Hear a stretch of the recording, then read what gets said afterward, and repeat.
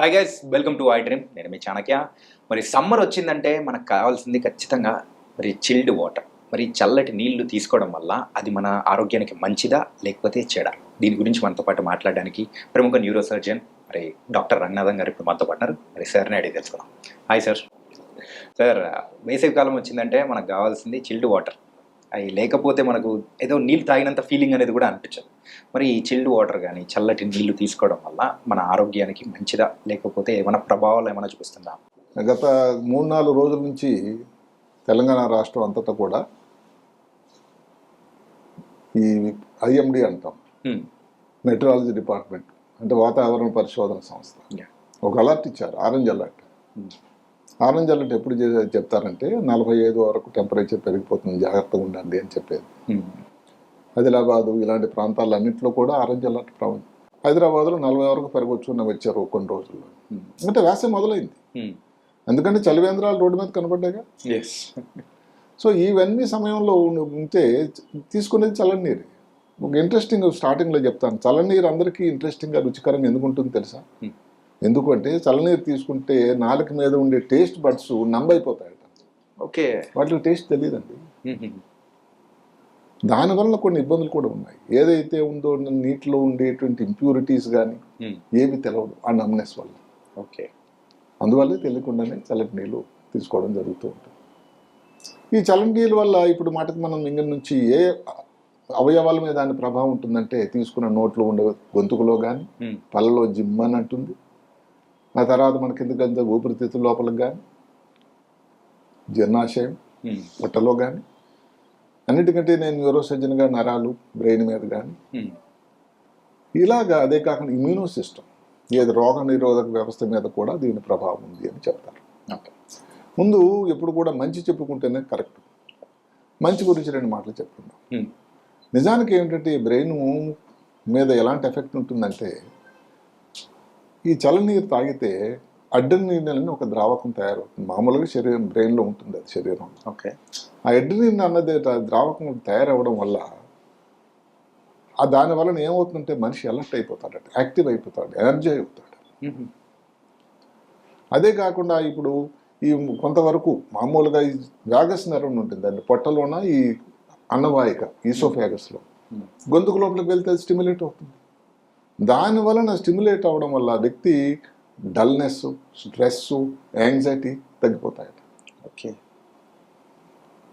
అదే కొంతమందిలో డైరెక్ట్గా కొంతవరకు తాగడం వల్ల, లేకపోతే చల్లనీళ్ళు స్నానం చేయడం వల్ల, ఎవరైతే బ్యూటీ కాన్షియస్ యువతల్లో ఏదైతే ఉందో ఈ వెంట్రుకల తాలూకా రూట్స్ లోపలికి ఇది మాయిశ్చర్ తేమ పోయి ఆ స్ప్లిట్ అయిపోవడం, 2గా అయిపోయి పాడైపోయినటువంటి లేకుండా వెంట్రుకలకి మంచి నూనెగా మెరుస్తూ ఉండేటువంటి ఇవి కూడా రావడానికి అవకాశం ఉంటుందట.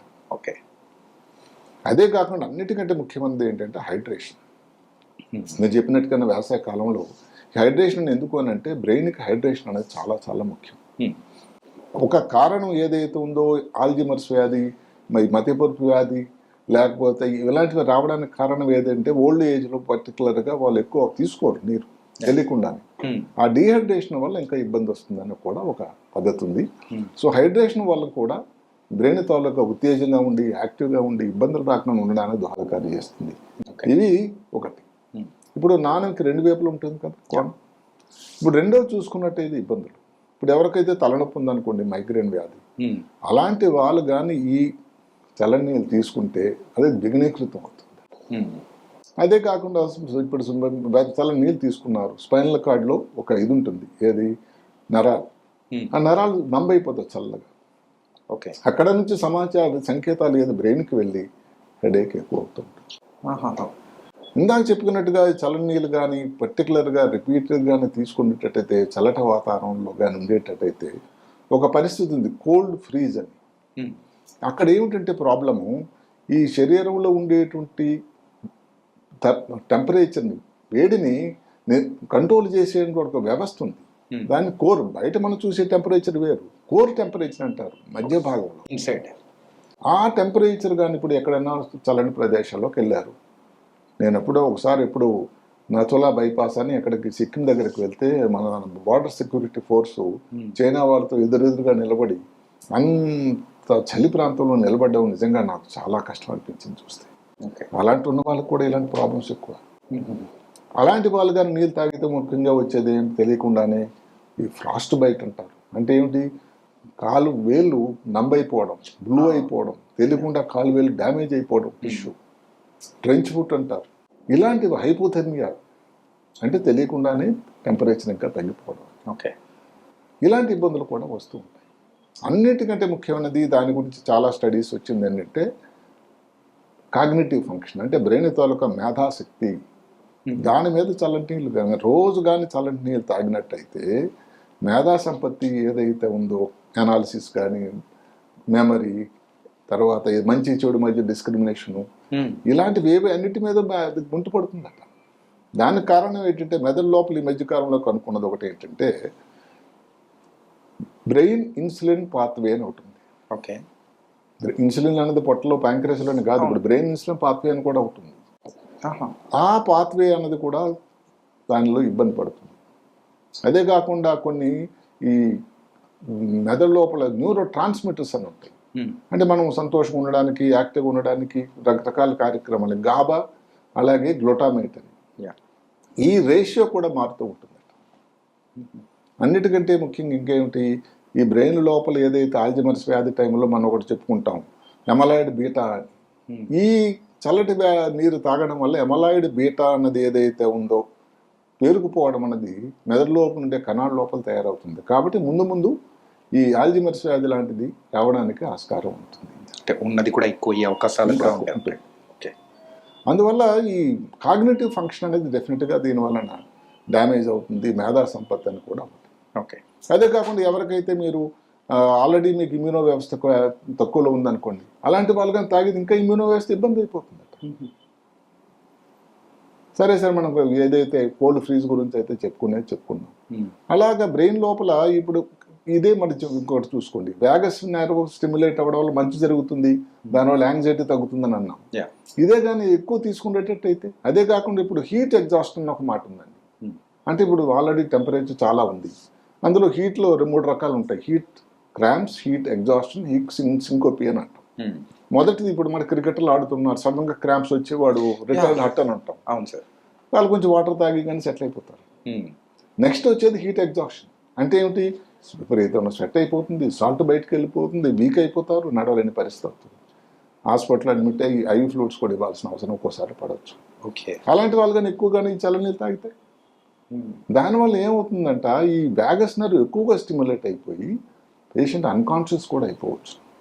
ఓకే. అంటే ఇప్పుడు ఏదైతే మంచి దానివల్ల ప్రభావం ఉందో కొంత చెడు ప్రభావం కూడా. ఇప్పుడు చల్లని నీళ్ళు ఎవరు తీసుకోవచ్చు, చల్లని నీరు సాధ్యమైనంత వరకు ఎవరు తీసుకోవచ్చు అని అంటే అథ్లెట్స్, ఏదైతే మనం అనుకున్నటువంటి క్రీడాకారులు, వేసవికాలంలో ఆడుతున్న వాళ్ళు, ఊబకాయంతో ఉన్న పిల్లలు. అసలు కొంత ఉపయోగం ఏంటంటే గ్యాస్ట్రోఇంటెస్టిన్ సిస్టంలో గ్యాస్ట్రోఇంటెస్టిన్ తాలూకు మొటిలిటీ పెరగడానికి కూడా ఉపయోగం ఉంటుంది ఈ చల్లనీళ్ళు. లావు ఉండే వాళ్ళు బరువు తగ్గడానికి ఒక పద్ధతి ఉంది. ఓకే. ఎవరికైతే బీపీ కారణాంతరాల వల్ల చాలా చెమట అయిపోయింది, బయట అలిసిపోయాడు, వాళ్ళకు కూడా ఈ చల్లనీళ్ళు తీసుకుంటే నెమ్మదిగా ఈ బీపీ పెరగడానికి కూడా అవకాశం ఉంటుంది. అదే కాకుండా మనం చెప్పుకున్నాం, ఏదైతే డిహైడ్రేషన్ కాకుండా ఈ బ్రెయిన్లో వచ్చేటువంటి వ్యాధి డీజనరేటివ్ డిజీజ్ అంటాం, ఆల్జీమర్స్ వ్యాధి కానీ, మల్టిపుల్ స్క్లెరోసిస్లో కానీ, ఇలాంటి వాటిలో కూడా చల్లటి నీరు తీసుకున్నట్టయితే చాలా ఉపయోగకరంగా ఉంటుంది అని అంటాం. ఇక్కడ ఈ చల్లని నీరు వేడి నీళ్ళ కోసం ఒక క్వశ్చన్ వస్తుంది ఆబ్వియస్లీ. ఇక్కడ బేసికల్లీ చల్లని నీరు వేడి నీరు ఏదైనా మంచిదే. ఇప్పుడు మాటకి ఈ హీట్ ఎగ్జాషన్ ఉందనుకోండి, అప్పుడు వేడి నీళ్ళు ఇవ్వకూడదు కదా, డిహైడ్రేషన్ ఆల్రెడీ ఉంది, ఇంకా వేడి నీళ్ళు ఇస్తే ఇంకేం పులి మీద బొట్టలాగా ఉంటుంది. అంతేగా. అయితే వేడి నీళ్ళు ఏమిటంటే కొన్ని లవణాలు ఏది దాంట్లో సాల్ట్ వాసన కానీ, లేకపోతే కాల్షియం తాలూకది కానీ వేడి చేయడం వల్ల బయటకు తెలుస్తుంది. ఆ దాని నుంచి వచ్చేటువంటి ఆవిరి దాని వల్ల కూడా స్మెల్ బయటకు తెలుస్తూ ఉంటుంది. అందువల్ల వేడి నీళ్ళు అందులో కానీ ఏదైనా తేడా వచ్చిందంటే మనం వేడి నీళ్ళు తీసుకోం. చల్లని నీళ్ళలో మనం చెప్పుకున్నట్టుగా ఏదైతే టేస్ట్ బడ్స్ అంత నమ్మ అయిపోవడం వల్ల తెలియకుండానే తీసేసుకుంటాం. దానివల్ల కొన్ని ఇంప్యూరిటీస్ కూడా లోపల తీసుకోవడం అంటే జరుగుతుంది. సార్ యూజువల్గా సమ్మర్లో ఎర్రటి ఎండలోంచి మనం ఇంట్లోకి వచ్చిన తర్వాత వెంటనే మనం వెళ్ళి ఫ్రిడ్జ్లో ఉన్న వాటర్ తీసి గడగడ తాగుతూ ఉంటాం. సో అలా ఇమీడియట్గా ఎండలోంచి వచ్చిన తర్వాత తాగడం వల్ల ఏమైనా ఎఫెక్ట్ ఏమన్నా ఉంటుందంటారా? అంటే అదే చెప్పాం కదా, ఇప్పుడు ఎంత మనం తీసుకున్నాము, ఎన్నిసార్లు కంటిన్యూస్గా తీసుకున్నాం, ఒకేసారి ఒక గ్లాస్తో ఒక అరగంట గ్లాస్ తీసుకుంటే ప్రాబ్లం ఏమి కాదు అక్కడ. ఓకే. ఎక్కువగానే తీసుకునేటట్టయితే సడన్గా ప్రాబ్లం రావడానికి ఆస్కారం ఉంది అనుకోండి. ఏదైనా కానీ ఇప్పుడు మాటకి వ్యాగస్ నెర్వ్ స్టిమ్యులేట్ అయింది అనుకోండి, దానివల్ల ఇబ్బంది ఉంది కదా. ఏదైనా అతి సర్వత్రా హేతువు, అది కాకుండా ఏదో మామూలు మా మోతాదులో కానీ తీసుకున్నట్టయితే దానివల్ల అప్పటికి ఫ్రెష్గా ఉంటుంది. కానీ ఇందాక చెప్పినట్టుగా ఏంటంటే మరి దానిలో ఉన్నట్టు ప్యూరిటీస్ అవన్నీ, క్వాలిటీ ఆఫ్ ది వాటర్ కానీ మనం ఆలోచించాల్సిన అవసరం అయితే ఉంటుంది. ఈ సమ్మర్లో చల్లనీళ్ళు ఎంత టెంపరేచర్ వరకు తీసుకుంటే బెస్ట్ అంటారు సార్? అంటే జనరల్గా టెంపరేచర్ అనేది ఫిక్స్డ్గా ఏం లేదు. నీళ్ళు కానీ లూక్ వామ్ వాటర్ ఎప్పుడు కూడా అసలు ఆసియా ఖండంలో మీరు నమ్ముతారా, చల్లనీళ్ళు తాగే కన్నా ఈ మధ్య కాలంలో అది వెస్టర్న్ సాంప్రదాయం. అసలు ఏషియా ఖండంలో ఎక్కువగా కొంచెం గోరువెచ్చని నీళ్ళు తాగుతారు ఎక్కువ మంది. అది ఆరోగ్యదాయకం అని అంటారు. వేసవకాలంలో కూడా అది అవి తీసుకుంటారు. దానివల్ల ఇంప్యూరిటీస్ అన్ని దాని ఫిల్టర్ అయిపోతాయి. దాని రుచిని బట్టి తెలుస్తుంది. రుచి లేకపోతే మీరే అప్పుడు తాగరు. మీరు గడగడని పూర్తిగా బాటిల్ తాగేసినా కానీ చల్లని నీళ్ళు తెలియదు కదండి, టేస్ట్ తెలియదు. ఎందుకంటే మీ టేస్ట్ బడ్స్ నంబ్ అయిపోయినాయి. అందువల్ల దాని ఇబ్బంది దానికి ఉంది. అంటే మెయిన్గా అయితే ఈ చల్లనీళ్ళ గురించి అయితే ఉన్న చిన్న డౌట్లు అనేది కూడా ఉన్నాయి. సో ఈ సమ్మర్లో దాని గురించి కూడా చాలా చక్కగా వివరించారు sir. Thank you so much sir. Right.